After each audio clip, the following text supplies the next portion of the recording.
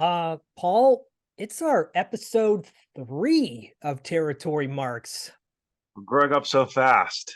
You know, The where does the beautiful baby time? boy. Yeah. I know. I'm excited. This has been really healthy for me Yeah. to kind of put ourselves in this position to rediscover so many and to just discover so many timeless classics that we are doing our due diligence and our responsibility to the wrestling world by dusting off these gems and bringing them to the attention of the wrestling audience, who will probably get even more disillusioned with the current state of wrestling, because the stuff that we're covering, it's the real deal. Well, I'm It's starting to find that. I'm starting to find that with the your picks because I'm Yeah, starting to see a little bit of a thread of connections between each one. yeah, And and then now watching the current product, which it's neither here nor there.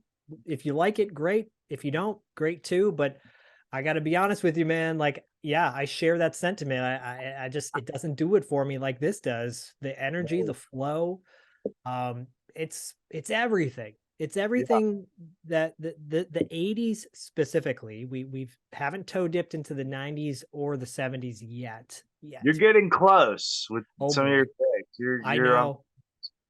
I'm verging on 90s. And in fact, I was looking at a match for a future episode going, yeah, no, I better scale it back a little bit. Um, I was just in Texas not that long ago and was talking to quite a few people who remember the heyday of world class Yeah, and at the Sportatorium. And I gave a shout out to our show and I said, well, we're going to cover world class down the road. We're going to cover the Freebirds. We're going to cover the Von Erichs. We'll get to all that. Um, absolutely. but not today. Today, I No. think between the two matches that we each chose, I'd say heavy-handed hitting is a good way to Ugh. describe both of them. Um, Putting it all out on the table, slugfest. Paul is going to be talking about a match from 1983, which he'll get to in just a moment, and I'm going to be talking. Hey, everybody, I like that. you like Yeah, that? Yeah, I'm going to great. be suddenly a Paulie dangerously, guys. No, actually, Paulie never adopted that accent. Hey, everybody. We're gonna be talking about you're gonna be talking about the assassin and Curt Henning. I'm Yep. gonna be talking about Terry Funk and Ricky Steamboat. Your match from '83, my match from '89. We'll get to my match in a moment, but let's dig in to your specific match. Can you tee it up Yeah, for us? I sure can. I sure can. So, growing up as a youngin in Austin, Texas, my favorite wrestler growing up, and in a lot of ways still to this day, was Curt Hennig. I first took notice of him in WWF as Mr. Perfect. So again, thank you to YouTube for you know having so many gems and allowing us to get into the time machine and travel back. Because Curt Hennig, obviously, second generation wrestler. His father was Larry the Axe Hennig, and they're Minnesota natives. And so you would think, oh, like, did he just go from, what would be kind of AWA straight to WWF? And not exactly. Like he came up the ranks, and it was kind of surprising to me to see that he had a nice spell in Portland, the Don Owens promotion, Portland Wrestling. So I started uncovering these Curt Hennig matches, and I ended up finding this match. It's a coal miner's glove match between Curt Hennig and the Assassin. Now the Assassin, uh, Fidel Sierra was his shoot name. He would later go on to be known as the Cuban Assassin, not the original Cuban Assassin, but Oh, yeah, he would get the permission from the original Cuban Assassin to get the name of it, as long as he didn't use that gimmick in Japan. That was the okay. stipulation. Um, but he would go on and do some uh, kind of some job tag teams with WWF later on. But uh, He'd spent, I think, most of his time early on with World Wrestling Council, the Carlos Colon promotion down in Puerto Rico. But yeah, Infamous, right? That's an infamous promotion. yeah, talk about pummels and bloodbaths, Yep. this one's kind of no different, this. So the coal miners glove match, um it is claimed and believed to have been originated by Dutch Savage, who was a huge Portland mainstay. He was originally from Portland. I mean, I'm sorry, he was originally from Pennsylvania. Apparently he was, I don't know, I don't think it was Don Owens, one of the Owens. They were like, hey, you need like a stipulate, like you need something to you, like some sort of, everyone's got some sort of crazy match, like you need something to you. And he kept thinking, he was like, maybe like some sort of like Pennsylvania death match or something like from my roots. And so he kind of thought up and came up with this coal miners glove match. And I would think that later on, people would, one of the more famous, popular, recognized coal miners glove matches would be Sting and Jake Roberts from Halloween Havoc 1992. That's the only one I Sting know of. make the deal, right? Yeah. And so people were wondering, like, what the hell is a coal miners glove match, right? Because apparently even coal miners have never heard of the coal miners glove, right? Or like it's some big deal. But it is a heavy, um thick, I don't know, it's like thicker than like a canvas, like something you would think of like as like Dickies pants material, but even thicker than that. Yeah. um and it's a giant, almost like a welder's glove, and it has a strip of metal across the knuckles of it, so it has a big kind of uh knuckle forming plate of, some will say steel, some will say metal, but that's across the knuckles. And that is kind of plopped up on top of a pole, that extends from one of the corner posts. And whoever can climb and get to the coal miner's glove can be the first to use it. Now, that doesn't always happen, as we'll see in this match. But yeah, that match, that stipulation originally, brought to the forefront by Dutch Savage from the Portland territories. And the way that you would challenge initially would be that you would come out and you would issue the challenge by throwing the coal miner's glove into the ring. And once they picked it up, that was them accepting it. So you would see these different heels kind of looking at the coal miner's glove being tossed into the match after their match or something, and they would look at it and they would see the bay face, in this case usually Dutch Savage, and they might back away and not pick it up at all because they were afraid, right? But then, like, with all the jeering from the audience and everything, most often they would get so frustrated they would end up picking it up. And there were different angles where heels would get tricked into picking it up, which would mean they now accepted the coal miner's glove match. So I think it's an amazing stipulation. It's very simple in a way because Yeah. just it's like a legal weapon. Um, and so that leads us to this match, which took place in Portland at the Portland, I don't know if it's Portland Auditorium, or their stadium. I'm trying to remember exactly what they called it, but it was right there in Portland. And they show you putting them putting the glove up on the pole, and here comes the assassin, and then out comes big babyface Curt Hennig. He's got kind of the cowboy fringe jacket on. He's wearing trunks. And what really caught my attention about this match was that we've all seen matches with stipulations, especially ones where you have to climb, whether it's a cage match or a ladder match. Those tend to be the most popular. When the bell rings, they start kind of going at a bit of a slugfest here, but they very quickly each start making attempts to get up the turnbuckle and get to this glove. Now, in a lot of these matches, like cage matches and ladder matches, we see, the point is you got to climb the damn thing. Yeah. There's always some very slow climbing, like We've talked creative. about this. We've talked about this in the So past. bad. Yes, and it's so annoying to watch, because you just know someone in the audience is sitting there going like, "What? Why are they taking their time? Like, climb up the damn thing. Come on, I can do that." And and in this match, pretty much every attempt, just about, is is a full go. Yeah. Where if your opponent didn't grab you or stop you, guess what? Like we're getting the glove early in this. Like we're going for it.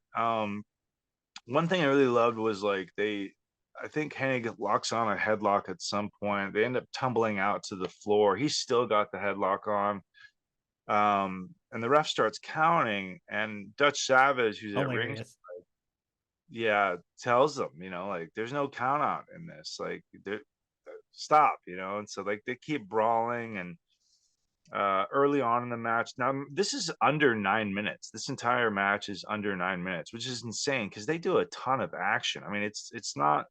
This isn't a technical masterpiece by any means. It's not, where you learn all, you know, detailed wrestling holds and sequences and any of that kind of nonsense. I mean, this is a slugfest. And early on, when they get to the floor, you see the assassin ends up giving Curt Hennig a headbutt, but also sending him into kind of like the ring post. Now, the idea was that the assassin had a gimmick under his hood, under the mask. Oh, And that's why later on, after we see Hennig get some nice color, it's a little tough to watch footage wise, just because it's, from 83. The quality isn't pristine, but going with the great announcing, you can hear that, Hennig's busted wide open, and he ends up going and trying to open up the mask of the assassin. And the idea there was that he was trying to find the gimmick that he had hidden in his mask, because he uses that masked kind of headbutt as a weapon at times. And then the assassin ends up getting opened up as well. So, but throughout all this, they're slugging it out, and they're kind of fixed on this one corner where the coal miner's glove is hanging up top. Um, Eventually, the assassin ends up getting it and dropping down, only to, I think, take a swing and a miss, and then get hit. And then Hannah gets it, and then there's also, I think, a swing, and they do the tease. They don't just grab it and go right to it. So they continue to build that kind of suspense, and the drama of using the coal miner's glove.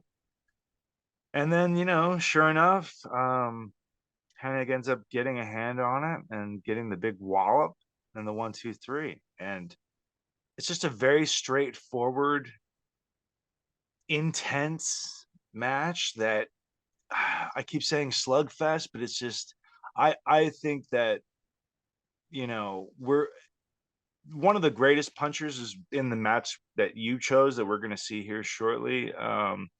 But I think in this match in particular, there's so many fists flying, just because they really are just trying to pummel each other in hopes of getting the advantage of getting to that coal miner's glove. To then, once Hennig gets that glove on and nails assassin, that's it. There's no false finish. There's no, triple twisting M. Night Shyamalan ending. It's like, you don't have to this is hit your finisher 5 times to defeat at your opponent. all. Yep. No, it's a steel bar across some big ass, welder's glove. Like, that's it. There's no Yeah. question about it.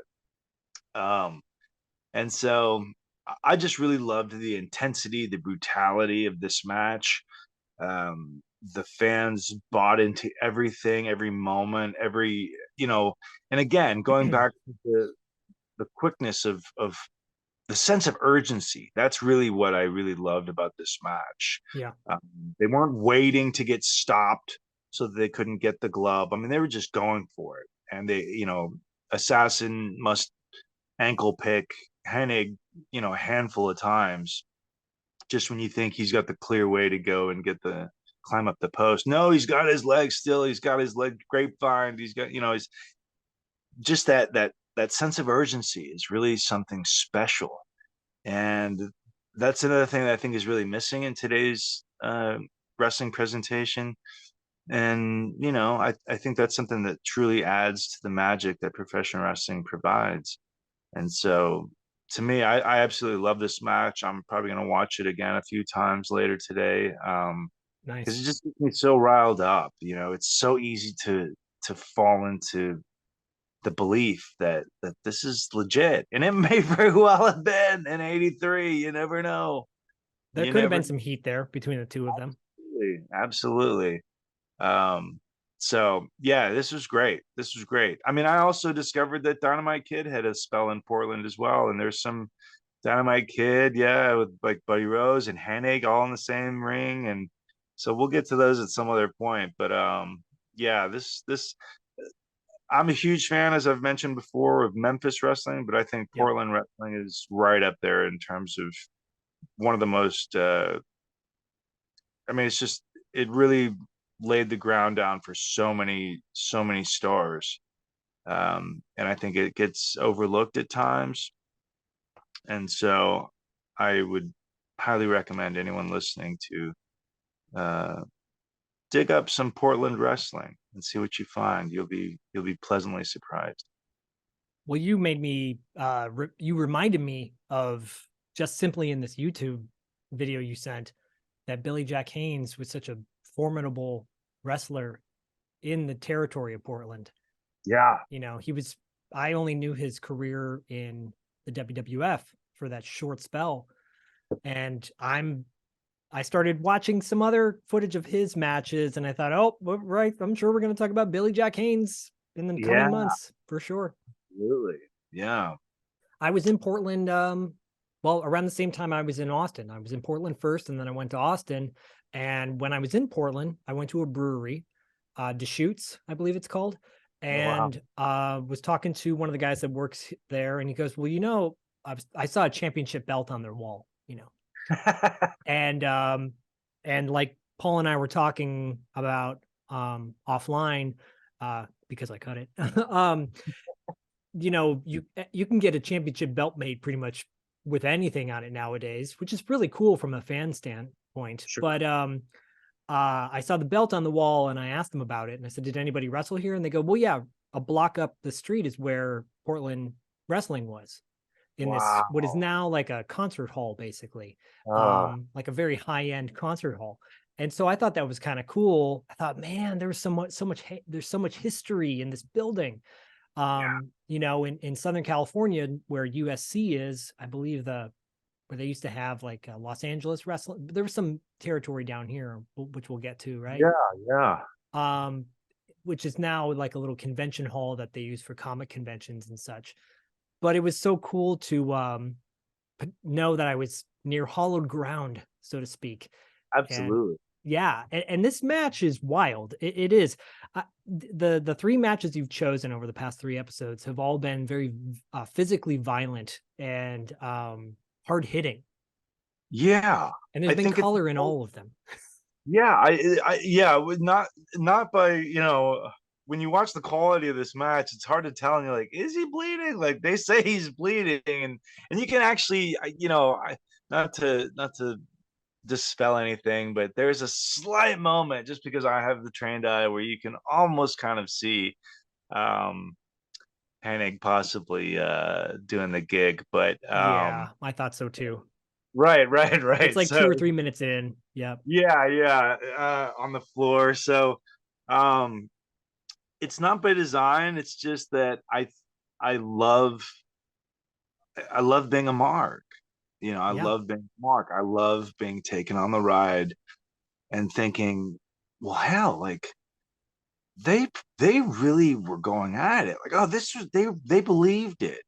And no wonder the houses were insane and they were going crazy and they were just, constantly cheering in support of the Bayface, or, really laying it on for the heels. I mean, they truly believed it, and it was so easy for the audience to take that ride. And to be carried away in what was being presented because it was presented as real as could possibly be.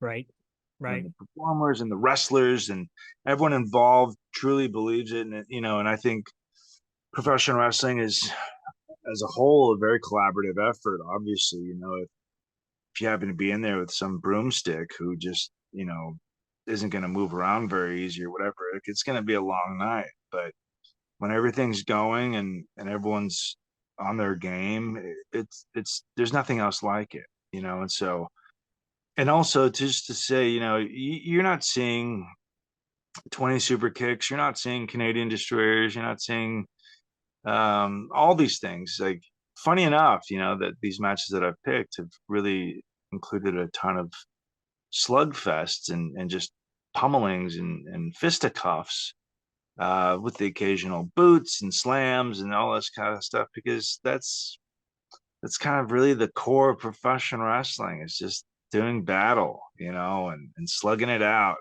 Well, all three of these matches have had, whether it's been a stipulation or not, they've had like tension throughout, right? These guys just didn't get, put together in a match for Right, simply the right. main event, kind of like what my match is.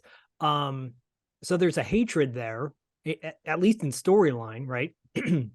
But what I noticed in this match was I was accustomed to seeing, quote, an assassin as a job guy in the mid to late 80s, right? Moving forward.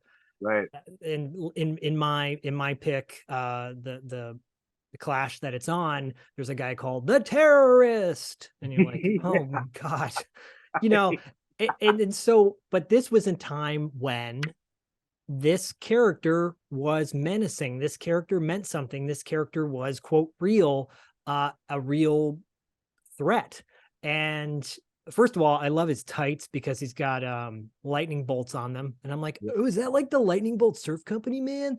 But then I think the first time I saw lightning bolts on tights was maybe Tim Horner back in the day. Oh, And I think he wow. had like a little lightning bolt. And I love that guy. I'm definitely going to get to one of his matches down the road. But Yeah. Curt, I think our audience will probably remember Curt as Mr. Perfect, as I Yes. did too. And like the next to Bret Hart, the most technical wrestler I had seen at that time. So seeing him just brawling it up and kicking ass and like, getting color and just having solid punches throughout was really refreshing to see him go like that. I think out of most people will cite like the Nick Bockwinkel championship match that he had in AWA as like a time when he wasn't Mr. Perfect, but it's a highlight of his career. This easily could be a highlight of his career because with that glove on, it's so important and it got diluted over the years. It But did. yeah, it makes so much sense. You see the glove, to me, it looked like it had steel wool on it or something on the fingers, Might have. It might have made a chainmail. female, probably, you know. Yeah, Yeah. right. That's what I was thinking. But uh, outside of an occasional body slam or atomic drop, it was just punches and hits. But that's all you need. That's all you need to Right. sell it. And the importance, I'll stress this again, in my opinion, the importance of a crowd is so valuable because if that crowd was dead, this match would Mm. not have the same intensity. Um, No. I won't spoil it for everyone that hasn't watched it yet, but you'll just have to see. Well, but Paul did, so it's all good. Yeah, I'm sorry, but I No, think this match was so brutal in a way that it. I feel like even if the glove hadn't been there, it still would have had that same kind of intensity. So that having that glove there as something for each of them to attempt to get a hold of just added to the drama, and it's not always about a swing and a miss, yeah, sometimes it's about laying them out and going up top and trying to add even more injury by not just hitting them, but hitting them from a height of off the top, and then there might be a miss there, and so it's it's a real masterful presentation of a of a timeless stipulation that doesn't quite get the respect that it should, in my opinion, and it's one that people might kind of sneer at, but I I think it's great. Coal miner's glove. I don't think I don't see myself sneering at it. What it reminds me of, though, at least how I looked at wrestling as a fan when I was a kid, was that Curt would be maybe considered the underdog in this match, because Yeah, without that glove, he probably would have lost. I think yeah, the assassin had enough upper hands at a time where he could have taken him out at the end. So for me, I looked at these matches like, yeah, but if you throw the stipulation out, then the good guy really doesn't win. And, what's the point? And uh, so, I gotta but then roll. as I got older, I was like, oh yeah, but that's how you sell this guy to the audience. Like, he did take him out, regardless of the stipulation. He still won the match. So you got to put him above in the rankings. And rankings to me were always important. Rankings come up in my match.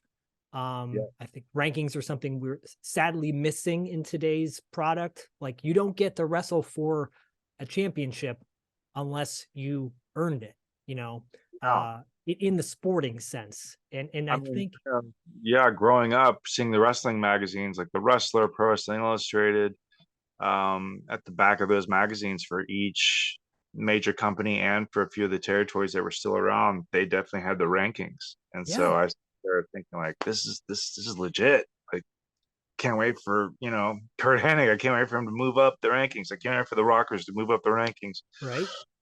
So Can't wait yeah. for that chicken lover, Jerry.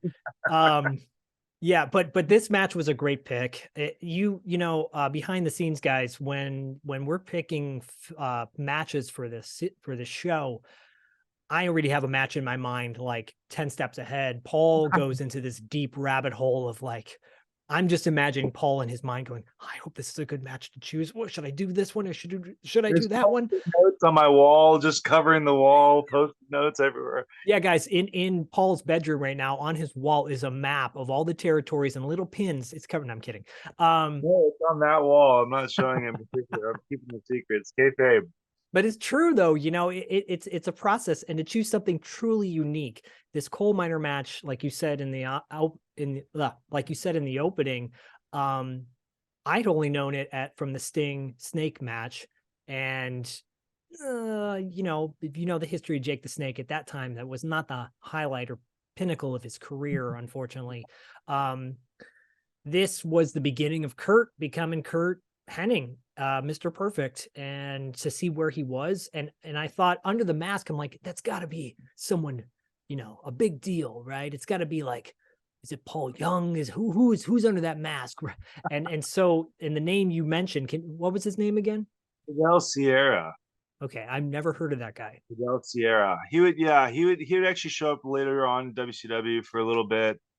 But yeah, he was definitely a journeyman and never quite made the cusp at WWF, but like did do some job tag teams and things like that. But yeah, Fidel. It's so interesting, isn't it, though, to like see, in your first match when we talked about Buddy Landell, to see him as a total jobber.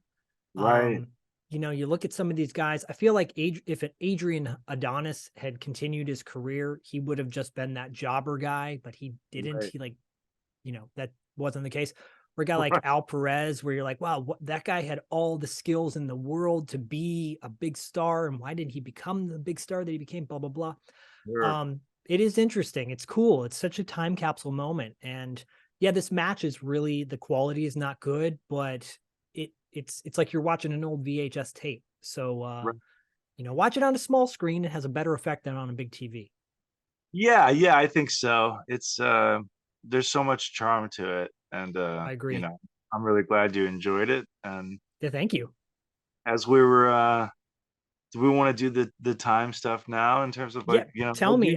I want to know if you uh, I want to know if you pulled up some fun facts from, so really quickly, guys. This match aired in July of '83. If you go online, there's dispute of when it came out. Some say July 16th, some say July 3rd, or something like that. Let's just yeah, call it July of '83. yeah, we're So just saying July. yeah, do you have any fun facts from July of '83? Number one at the box office was My favorite Star Wars, Return of the Jedi. Oh, same, Yeah. samers, same. Hashtag same. Return of the Jedi with those lovely Ewoks was still top of the box office at this time. The That's my other fave. films that were out at this time that were still, you know, ruling the box office were the Dennis Quaid classic Jaws 3D. I saw that in the theater opening day. Wow. Disturbed the hell out of me. That's a good one. I Yeah, and was Louis, 7, dude. I was 7 years old. I'm like, and it's coming at the screen and it breaks the glass and yeah. And the guy in that film, he was in a TV show called Manimal. I think his name's Simon McCorkindale. Has a great last name, that's and an amazing name. That's a he heel was name. he was a total heel name. Feel free to borrow that if you ever want to do a pseudonym. But he was like the shark hunter, right? At the end when he Uh, had the grenade in his mouth. And I yeah. wanted him to live so badly. I'm like, no, don't kill that guy. He's cool looking. They did. Yeah. The shark hunters never make it, you know. The Nope. dolphins survive, but not the shark hunter. Yeah. Leah Thompson survived. So, Oh, that's right. Oh yeah, I keep forgetting she was in that. yep. Um I was going to show it to my apparently, son, but there's like a partial nude scene or. I'm like, apparently no, Dennis not yet. Quaid is like he's gone on record as saying he was like really coked out during that whole production, Oh, I believe it. like just out of his mind. So That Quaid family is a little wacky, that gives you a different look at that movie. right? Another triple that was one of my favorites, Superman 3 Oh, I love was that. I all. like that one. I I like love that that one. one as well. It gets crapped on, but I absolutely love it. It's better than 4, that's for sure. Oh yeah, yeah. Respect to canon. Right. The other films that stood out to me that were on the box in no particular order, but Twilight Zone the movie, which had its complications as well. Flashdance, which has an amazing Giorgio Moroder score to it. Maybe the best part of that movie. I think so. Psycho 2, which tends to get also kind of overlooked. I think it was directed by Tom Holland, who did Fright Night, Oh, you're right. And Child's Child's Play. Play. Yep. And he Yeah. wrote the screenplay for Cloak and Dagger. Oh, awesome. Man, is that Dabney Coleman? AKA my dad. Come on. No, we've talked about this on previous episodes. Dabney Coleman. I have a photo of myself with my dad at that time. And we put it side by side with Dabney and Henry Thomas from ET fame. Way. And it looks, I mean, it's pretty good doppelganger. Oh, we should have had you running around the Riverwalk in San Antonio and the Alamo. Dude, I had a backpack with a baseball and I wrote my name and number on it. And I had a fake, I had a water gun in my bag and a walkie-talkie. What? I thought I was Davy from Cloak and Dagger. That old couple always scared the crap out of me. Same. Yeah. Dustin too. Was that the same old man from Rosemary's Baby? Very well could have been. I'm not positive though. But the other two movies that stood out to me currently out was Valley Girl. Which is celebrating its 40th anniversary. Of course, it's 83. We stay tuned for Valley Girl in the future on $2 late fee. We might be doing an episode about it. Oh, we should. That would be great. My brother had just directed the Josie Cotton music video not too long ago. He sure did. On the soundtrack for Valley Girl. And I might appear in that video as a monkey, some sort of monkey creature. So I won't tell you which one. Awesome. But the movie that really kind of stood out to me, it hadn't come out just yet, but this match would have aired. And then a week or two after this match aired, Kroll would have come out. Kroll. So, yeah, one of the really overlooked sci-fi fantasy genre classics, in my opinion. Missed opportunity, in my opinion, to capitalize on that movie. I agree. They had toys. They had a toy line. They had, I think this was one of Liam Neeson's first films, if not his debut film. Yep. You see Toby Jones's father in this film. I love it. And great soundtrack. Totally. So, was it Richard Chamberlain, I think? Richard Chamberlain was not in Crawl. Kroll. This is what's it? Chamberlain was um I think he was in quarter. King Solomon's Mines, which came out around the same time. Yeah, I'm thinking. I think I sometimes get him confused with the guy from Alan Quartermain. Oh yeah, Alan Quartermain, that's what it was. King Right. Solomon's Mines, Alan Quartermain. I think they were all the same. Yeah, This Ken yeah. Marshall was the lead Ken actor in Marshall. Kroll.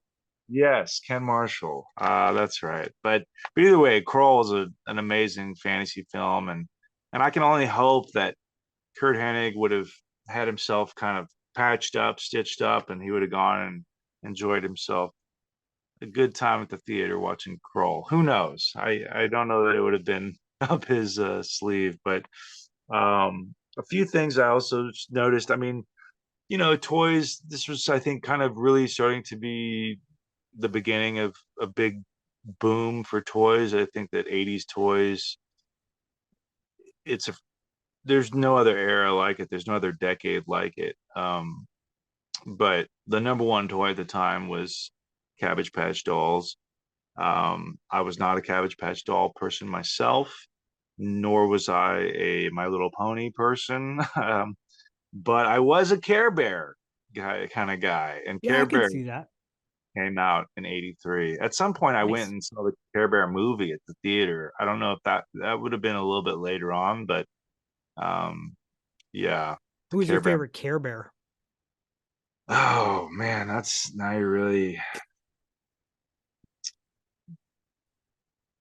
maybe Lucky. I think the green one. Oh, with the Shamrock. Yeah. Yeah, the Shamrock. I liked that one a lot, and I think I'm trying to remember the blue one. Um, I don't know if that was like, yeah, so Lucky.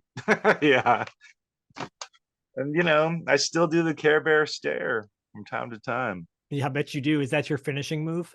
It does. It helps. It helps. It's how I went over this past weekend. The So Care Bear. for those who were wondering, this previous couple days prior to recording this episode, Paul was in a championship match in Compton, That's title right. match for the world title, the Compton world title. Is that how you would describe it? You could say, yeah, the Compton Heavyweight Championship. They would they they call it the MFM title. And if you're in Compton, you know that stands for the motherfucking man. And so here we go. Wow. Sorry for you listening that you can't quite see this, but for those that can see it, there we are.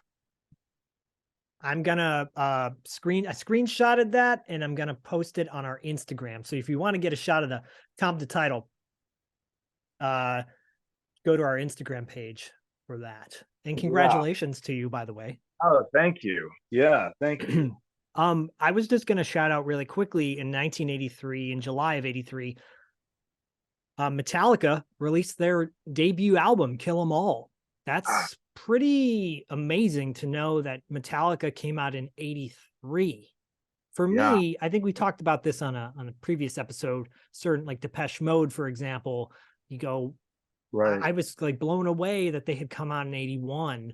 Um, Yeah, I was not, it's not the music I was listening to back then. So if I wasn't listening to it, it wasn't on my radar at all, sure. and obviously this is before Spotify and all that stuff. So you're, if you're not like seeking it out, then you don't even think about it. So 83 is crazy. Were you a fan of Metallica in 83? Maybe not in '83. I would say I became a fan of Metallica Same. later on in the '80s.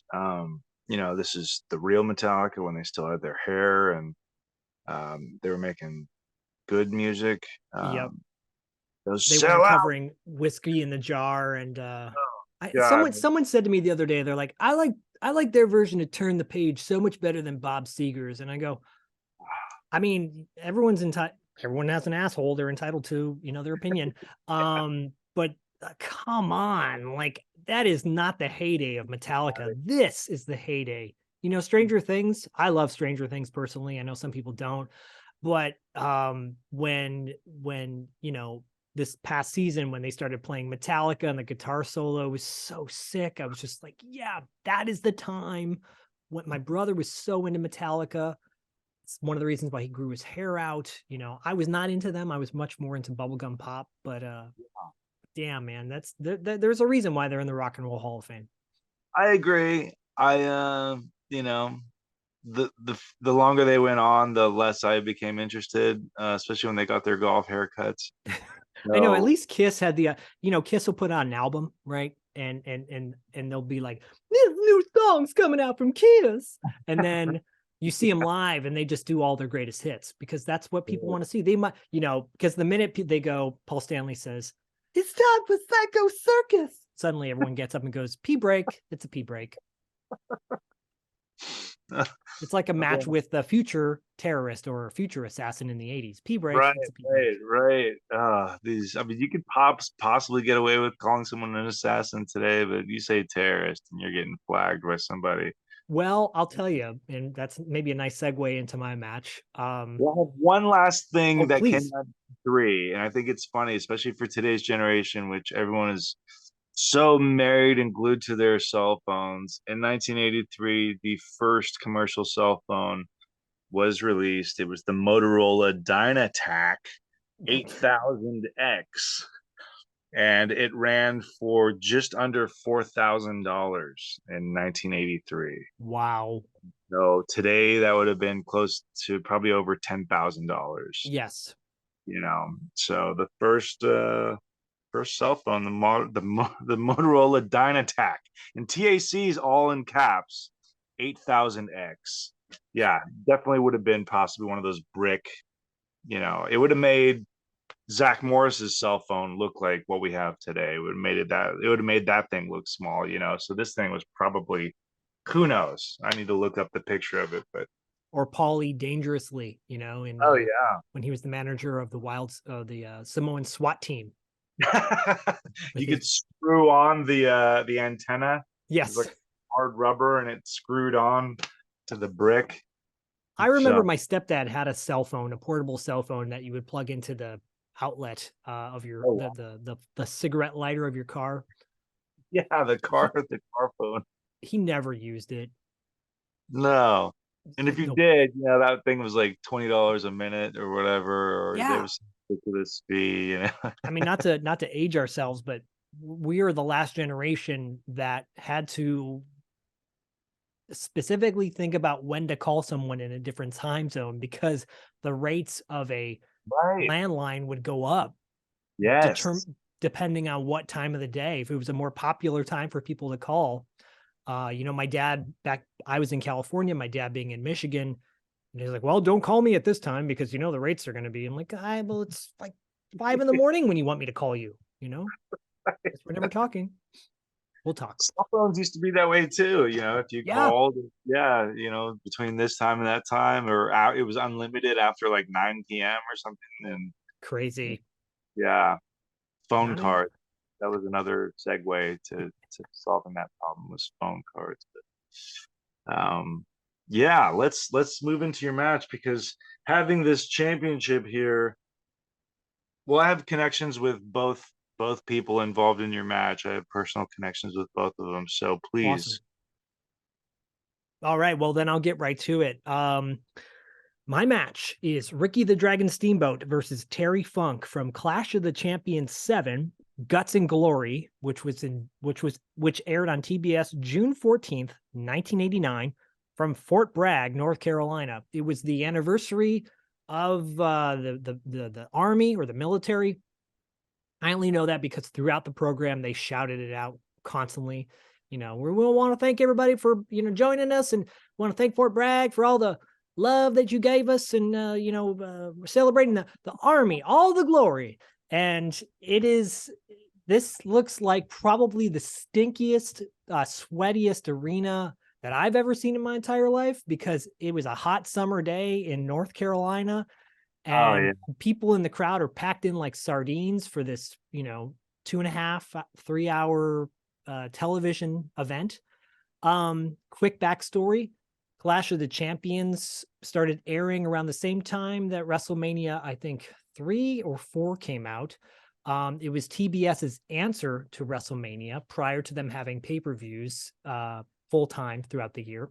It was a free show on TBS, and it was top matches. One of the top matches back in the day was Ric Flair and Steamboat wrestling a 2 out of 3 falls match. Epic. I think that was maybe the clash right before this one, perhaps 6, the Raging Cajun.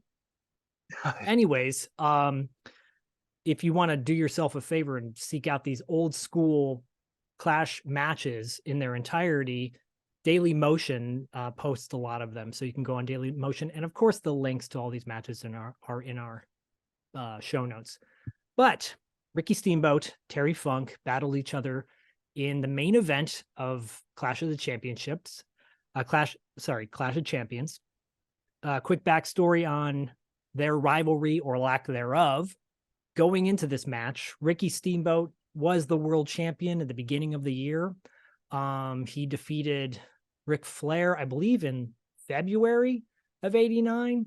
And then they had a 2 out of 3 falls match, which Steamboat won, but then there was controversy about it.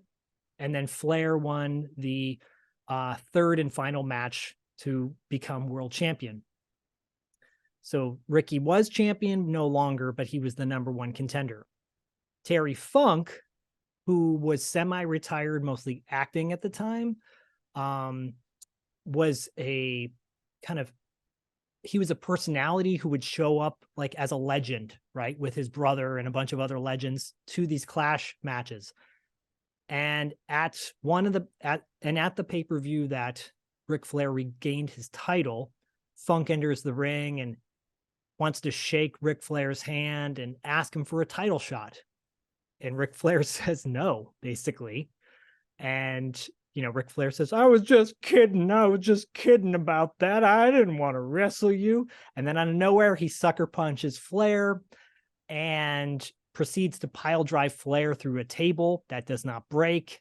But in storyline, Ric Flair basically broke his neck, and Ric Flair was sidelined for a couple months. So the storyline was Funk wants a championship match, but he's not in the top 10 because he's not wrestling. So he goes on to wrestle a bunch of jobbers, throughout the territories to get his ranking, and he ranks in at number 10, and he gets this match against Steamboat, number 1 versus number 10, for basically whoever wins this will probably get a title shot with Ric Flair a month later at Great American Bash.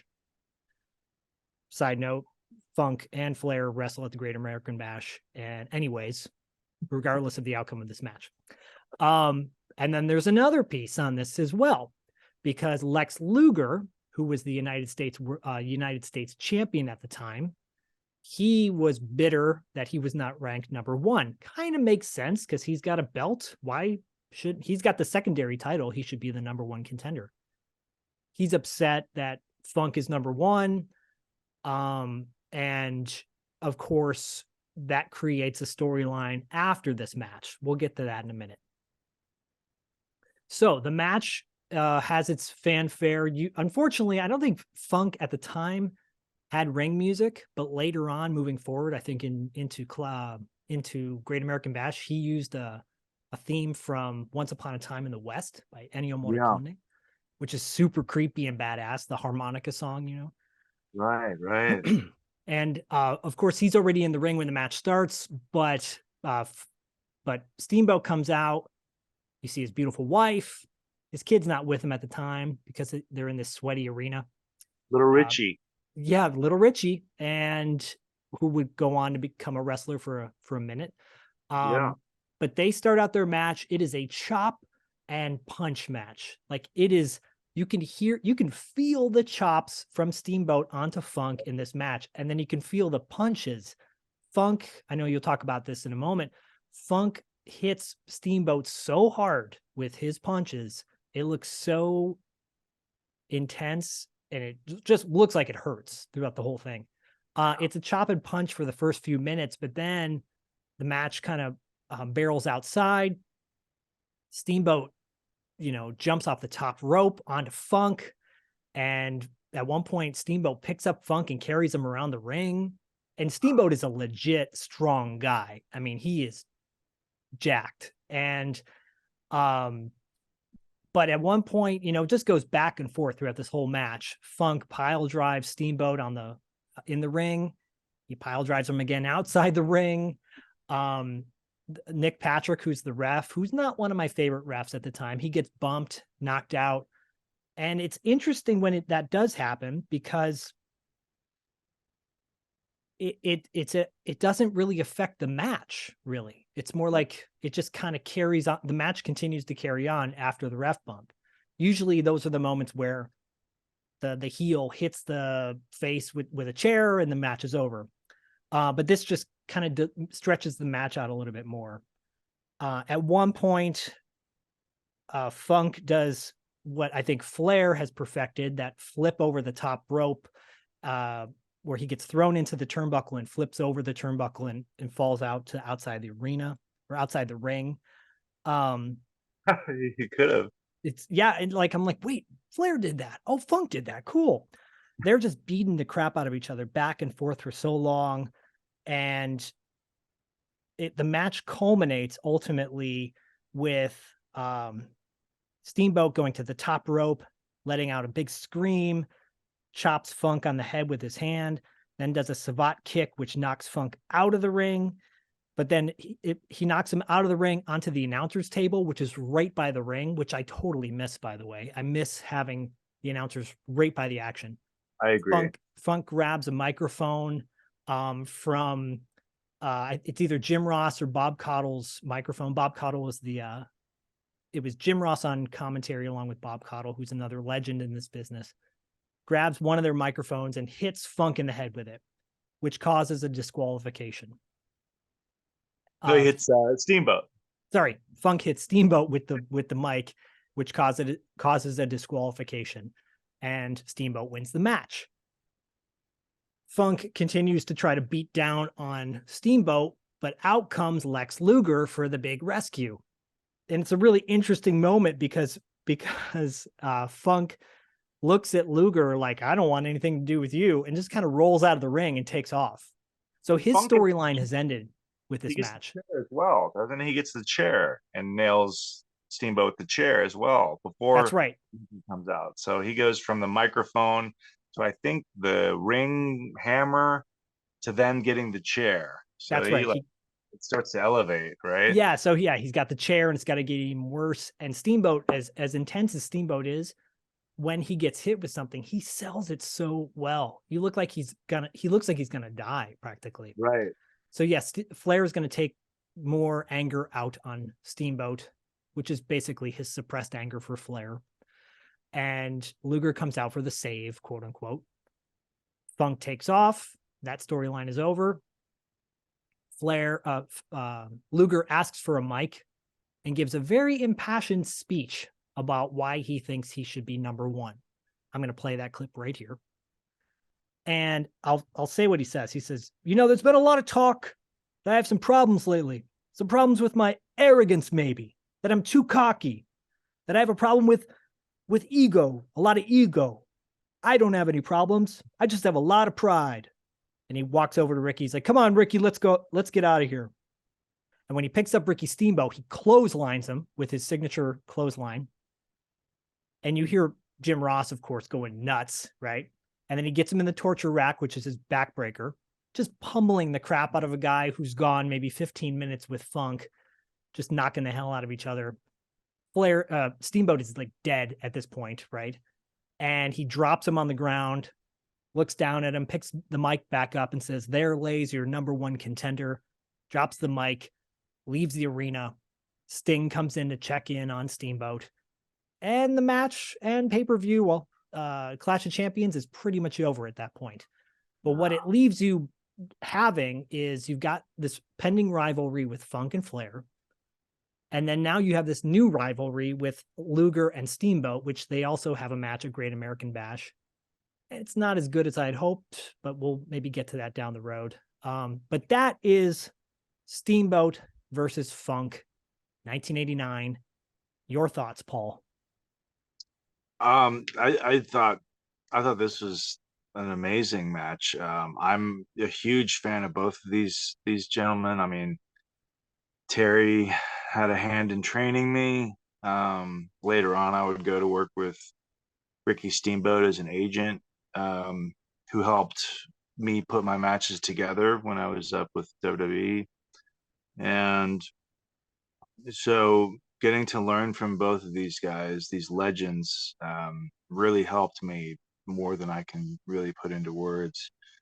From Terry's perspective, just he's a southpaw too. I think, and that's one of the things that I think makes his punches look second to none. He has such great, body control and his punches. So he will throw in a few right-handed jabs, and then he'll come with the big left-handed swing and just wallop them.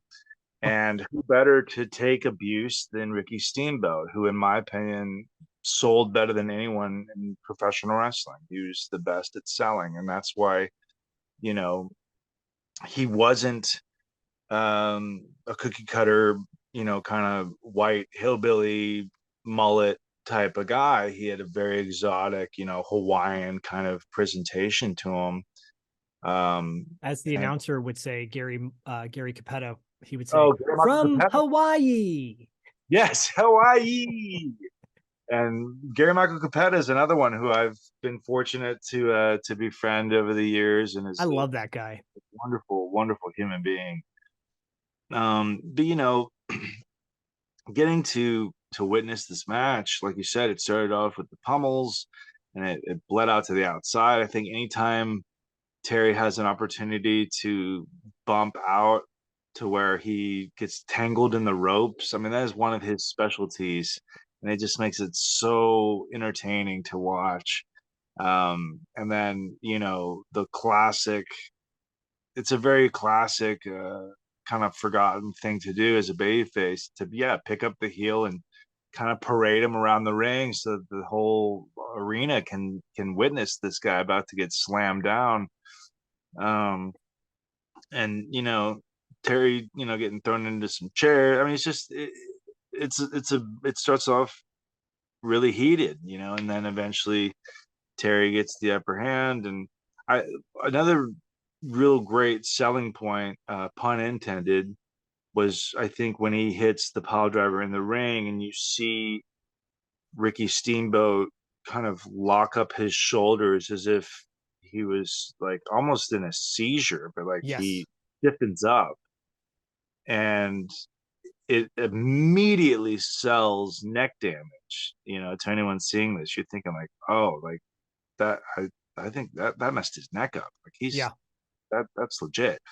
And so it's just I think Funk drops like a knee on his back right soon after that too. And you're right. like, oh my God, it's Yeah. so I mean, stiff. It looks like he's going to break his neck. you want a master class in selling, you watch a Ricky Steamboat match, but it really truly is at its finest when you have someone who's able to lay it on the way that Terry Funk is able to lay it on. And he's not even just doing regular chops. Terry had one of the better overhand chops, in the Yes. business at all. I mean, both of these guys had they were masters at doing the chops as well. I know Jim Ross would kind of sell Ricky Steamboat's more as like those martial arts chops, those martial that karate chop or I whatever. could go for a Coors right now and a martial art chop. Yeah, the martial art. I'll take two of them martial arts chops. And Bob Cottle, Uh, oh, that sounds great, Jim. Let's watch some Death Wish after this. Oh, buddy. it's like one of the things I really love about Ricky Steamboat is, so that part early on when Funk's outside and you see Steamboat perched up top and on the Yeah. top row, and Funk's on the floor, and you hear Jim Ross being like, the balance of this man. How does he do it? And traditionally you would think almost anything other than he's gonna jump off the top with a one-handed chop, like that seems Right. like the thing taking the most abuse are your knees Right. jumping off from that. I mean, thank God they had mats there, but and at least Macho Man would do a double axe handle to kind of balance his ball a bit more. But a one-handed chop it's a lot harder than people think, just in execution, to make it look as legit as Ricky Steamboat would. And then later on he would do it in the ring as well. Right. You're sitting here thinking like, oh, big crossbody or a big missile drop kick. It's like, no, like a flying chop. But again, credit to Funk. I mean, you're selling that move. The moves in the action are only really truly as over as the other person is selling them to be. And Exactly. so Yeah. two legends like this, going full force, and selling their asses off, but really laying it into. I mean, there's nothing whiffed here. There's nothing kind of held back here. It was just a beauty to watch. I absolutely loved it. And yeah, when he hits that flying chop and then hits that kind of savate kick, jumping savate kick to the back of Terry's head, and he kind of stumbles out onto the ring announcer's table and grabs the microphone and gets the DQ, and then eventually I think grabs like I think it's the ring bell hammer or something, and then eventually gets like the chair. That just further played into the fact that he's just this wild man from Texas, just this, Right. this crazy Texan who, he don't care if it costs him the victory. Like, he's gonna hurt this man, and he picks up the chair, where Steamboat's kind of more in the corner, and kind of hits him with this chair shot that, it was just, I just loved it. The intensity, I just love it. They're not always waiting for a clean opening to throw something. Like, they're just kind of throwing it. And to me, that really translates how wrestling, how when it looks most real, Yeah. when it looks most real. Because in a brawl, you're kind of just you get it to where you're just swinging it, you're just throwing it. And I didn't mean to cut you off earlier, but you were No. absolutely right on the Terry Funk exit when Lex Luger comes out, and he kind of just glances at him and he sees Luger. He's obviously jacked, even though he's wearing, I want to say like some sort of bleached jeans with white cowboy boots. They're like Z Cavarici jeans. Yeah, they Yeah. really are. They're They almost are. Yeah. they're pleated, like Z Cavarici Yeah. bleached jeans or something, and he's got this Tommy Bahama almost like style like shirt on, but like it's tucked in. He's Yeah. got these white cowboy boots that Fluffy white shirt. yeah, cost hundreds of dollars. He just looks at him and kind of just lowers himself to the bottom, like to the bottom rope, kind of It's just, great. this is where I'm gonna duck out the back door.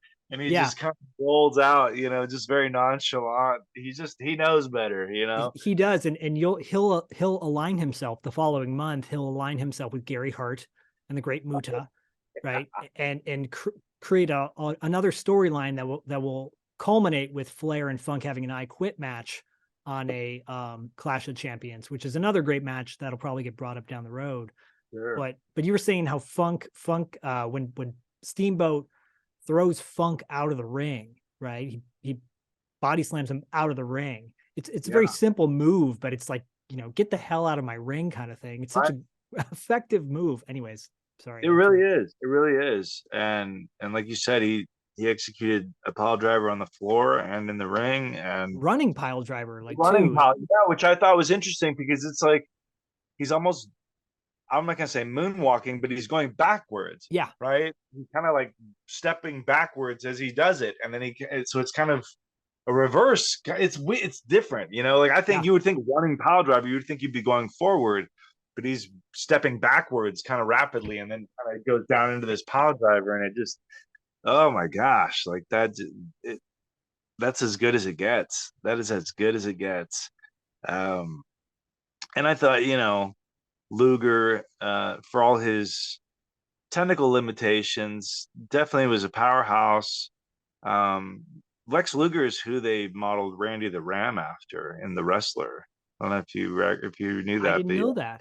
that was the look, and that character was mostly modeled around Lex Luger. Oh, wow.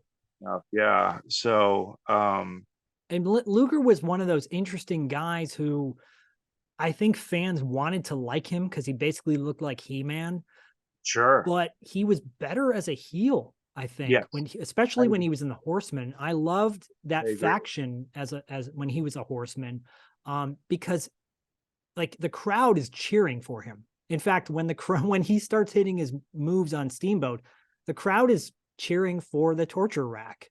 It's a Yes. really interesting move because Steamboat was probably their top face at the time, next to Sting, and Right. for the crowd to be just on top of wanting to cheer the heel, I had never seen that up until this point, where a crowd was cheering the heel. Now it's commonplace, right?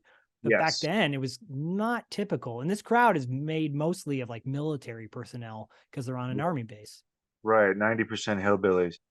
Yeah, Uh, with the courage military lad. military hillbillies. We're here to defend our country. Fort Yeah, Bragg, hoorah! yeah, you got to watch this whole I'll put the whole uh uh clash on online because there are snippets where they're interviewing military personnel, and God bless them, and we support the military. You know, if you served, all that good Right. stuff. My father served, all that good stuff. Shout out to all you people who've served. um but there are some moments where you're like, oh boy, this is getting interesting. And I wonder, because this clash has some amazing matches that lead up to it. You've got the Midnight Express and the Samoan SWAT team, two great tag teams. You've got, the debut of Sting isn't wrestling Wild Bill Irwin, but then you've got like the debut of the Ding Dongs, which goes down in history as one of the worst gimmicks of all time, next to Shockmaster. So I get the sense when Funk and Flair start their match, psychically, this is me storyline building, in their minds going, let's put on a show that's going to leave this arena speechless. Basically, they do, but they put on the best match of the night. Yeah. The Dr. Death, Steve Williams and Terry Gordy are on this card. The Steiner brothers and Kevin Sullivan and the Varsity Crew, the Varsity Club, are in this pay-per-view, or clash. It's stacked. There's the Terrorist, versus Ranger Ross, which is cheap heat, or cheap pop, because Ranger Ross, of course, he's going to get a pop with this crowd. He's like a GI Joe character. So I feel like Funk and Steamboat were just like, let's bring it. Let's leave this crowd going. That was the best match of the night, because it is the best match out of the Yeah. whole thing. Yeah. No, they're absolute masters. This is a match that can and should be studied. Whether you're an aspiring wrestler or not, it's perfect atmosphere, and the intensity's exactly where it needs to be throughout the entire match. And you can never go wrong with Terry Funk or Ricky Steamboat. So, um, absolutely loved getting to revisit this match. It had been, I couldn't even Awesome. tell you how long it had been. And somewhere in my library of photos, like hard copy photos, when the last day that I held the Cruiserweight Championship, um, Ricky Steamboat came up to me in the locker room and he said, let's get some pictures of you with the belt. And I thought, like, is he ribbing me or something? He goes, no, you're gonna want these later on, like in life, trust me. And so somewhere in Texas, I imagine, locked away somewhere, I have hard copy photos of me in my gear wearing the Cruiserweight Championship for the last time when I had it. And those photos are all taken by Ricky Steamboat. Uh, Wow, Locker room. Yeah, it's pretty cool. I mean, that's that's cool. something that's really special to me. And Terry being very instrumental in helping me in my career, and vouching for me for different companies to hire me. So, That's um, awesome. and also having been refed countless times by Nick Patrick. Nick Patrick. I know he may not have been one of your favorite referees. He was definitely one that I really enjoyed working with. There was a tag team match that I was in at one point where within the first minute of the match, Nick Patrick had gone down for the 2 count or the 3 count, whatever, and my tag team partner had kicked out so hard that he ended up punching Nick Patrick in the nose and busting his nose open. And so, Whoa. little accident, yeah, but just the positioning, he kicked out and threw his arm up and popped Nick right in the nose, and Wow. Nick left the rest of that match with a bloody nose. It was just, Wow. yeah. Wow. So, Shout out to Nick Patrick then. I yeah, gotta say he's probably in my top 5. I'm just more of a, and I'm definitely more of a NWA ref fan versus yeah, WWF at the time. yeah. I mean, I grew up with WWF, and then I would watch WCW, NWA style when it wasn't, when there wasn't WWF to be watched, and so mm, that got me thinking too, real quick, about Luger. How you were saying he was always I felt like a better heel. I totally agree with you. Um, I remember when Luger came in as the narcissist with Bobby Heenan, and he, ended up having this big feud with like Curt Hennig, and Yeah. but he was using the running forearm because they were selling that he had metal Yes. surgically implanted in his forearm. Now it made me wonder, and as I was thinking about it, as you were just now during this podcast, and it was like, what he didn't. I don't think he used the torture rack when he was in WWF, No, and I I don't don't know think he why, did. because he had already established it so well. Um, Yeah. and I'm curious. I'm curious what the story is there. Who might have told him, or if he decided he wasn't going to use it or whatever. But who knows? I don't know if picking guys up. It doesn't strike me as something that would have hurt him, given his physical ability Yeah, to because he think. would go on to use it when he came back to WCW Right, years right. later. So it makes me wonder if it was just like exclusive to WCW, but I don't remember him really using it. I'm not saying he never did in WWF, but you'd have me fooled. I couldn't tell you a single time he used it in WWF as a narcissist or as the American Express, Lex Luger. Yeah. He was doing all that stuff and going to body slam Yokozuna and all that kind of stuff. So Yeah, we won't be talking about that on this show. no, no, no, no. That's not a territory anymore. Though if we ever do an April Fool's episode, we will do some fun gimmicks that didn't work in the territories. How about that? Yeah, that sounds great. That sounds great. I'm So glad, and I'm glad too that this match had many storyline. Oh, this match had overlapping storylines because moving forward, '89 quite possibly might be my favorite year for wrestling because I think this was when I was so fully immersed in story and character, and I mean I just loved Ricky Steamboat. To this day he's one of my favorite wrestlers of yeah, all time, so I appreciate hearing those positive things you have to say about him. both of these guys, absolutely positive. Like I love both these men, and like just Funk's the greatest heel of all time. Funk is definitely the greatest heel of all time. yeah, I agree. I mean, people will say Flair, but Flair had that coolness to him. He had that slickness to him where I have met so many men, I'm sure you have as well, who idolized Flair in a way, Yeah. whether it was his out of ring proclivities, but very few were like, I want to be Terry Funk, but like I that's kind of how I aspire to be in life, is like Terry Funk. I want to Yeah. be considered a dangerous Texan who is crazy and you don't know what he's gonna do, and he can talk the talk and he can walk the walk, and you know, if I see anyone as a egg sucking dog, I'm gonna put him down. Damn right. Give me Flair. Where's Flair? Well, this maybe was the highlight of Flair's career as a face this year as well, because in my opinion, his match with Funk, that I Quit match, is one of the best matches, definitely one of the best matches of '89 for sure. But we'll Wow. get to that down the road. What a great year, 89. '89 was a good year. Yeah, yeah. Some interesting things that happened in June of '89.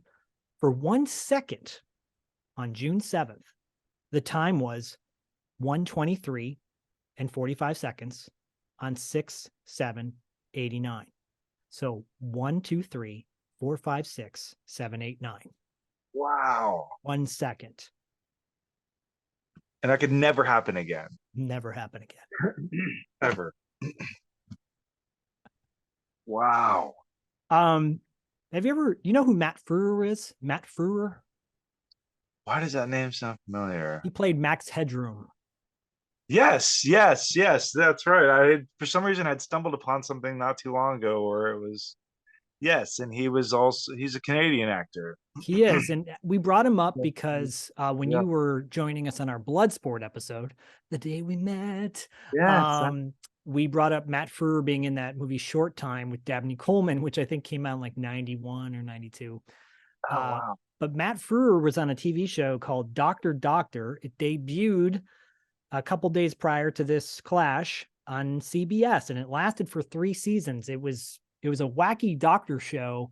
Matt Frewer played the doctor, and of course, every time I heard the name, I thought of the Thompson Twins song, right?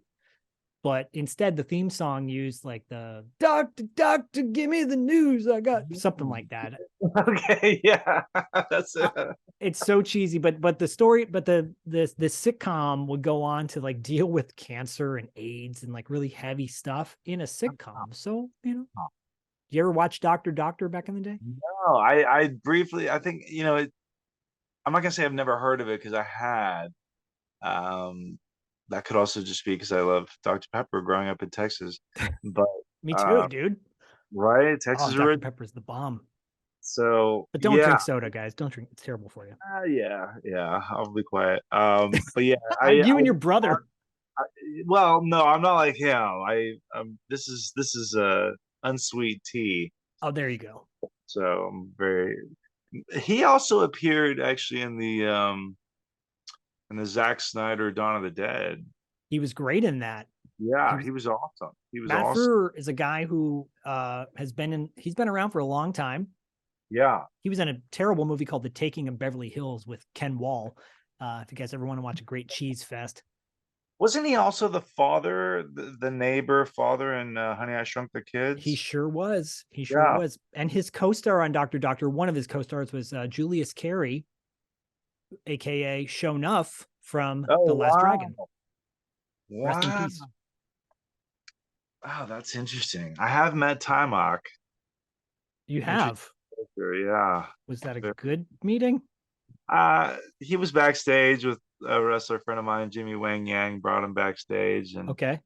um, Timok, yeah, he he loved those sausages at catering.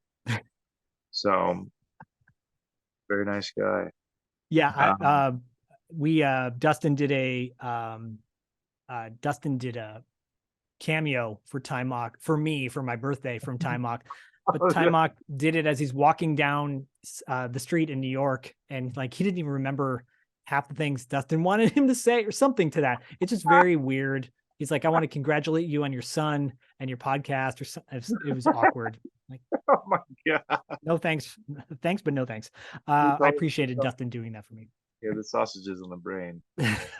Last thing I'll say about 1989 in June, a little over a week later, 9 days to be exact, Batman premiered June Yes. 23rd, 1989. Which I did see at the theater in Same. Corpus Christi, Tech, or maybe it was South Padre Island. Might have been Corpus Christi, but I was down there with my father for a race that he would run on the beach every summer called Beach to Bay. And we made a huge plan before we even left Austin to go down there that like we were going to see Batman when we were down there because it Nice. was still to this day it's Michael Keaton's my favorite Batman. Yeah, and I know he's in the new Flash movie that's coming out, and everyone's saying that's the best part of the movie, and as it should be. Worth watching. Yeah. Right. You got gold. This has been Territory Marks for May. Next month will be my birthday month. So nice. we'll have to cook up something special for that one. Yeah. But as the Compton champion, yeah, that's right. We're gonna make some changes to Compton. We're gonna really bring the attention to Compton. It's not all death row records and craziness down there. It's actually a lot of really good people down there, and sadly, Taco Pete's appears to have closed down its Oh doors. no. Still one in Inglewood, maybe, but yeah, Compton's a wonderful town. It's got a lot of really lovely people, and we enjoy what we're doing with the community and hoping that we can get more people out there. So Yeah, if you live in the Los Angeles area, you should definitely check out their Compton, shows. Maine. That's right, Is Compton, there Maine. Are they online? Is there like a Compton Instagram page or anything? as their champion. That's I don't pay attention to those kind of things. You don't need to pay attention to those things. Yeah. If they do, guys, we'll put the links in the show notes. If they don't, just search it and support your local wrestling fed. Right, absolutely. And support your historic wrestling matches and click the links and check out these matches that we've spoken about in the past and currently the ones that we talked about today. And don't say we didn't warn you, because they are going to take you down various routes and paths to wonderful matches of yesteryear that will make you really miss true professional wrestling. Brought to you by the territories and brought to you by the territory marks. So until next time, don't be an egg sucking dog. And if you're a lover of chickens, maybe keep that to yourself. Absolutely, especially in Hollywood. I'm going to press stop on this.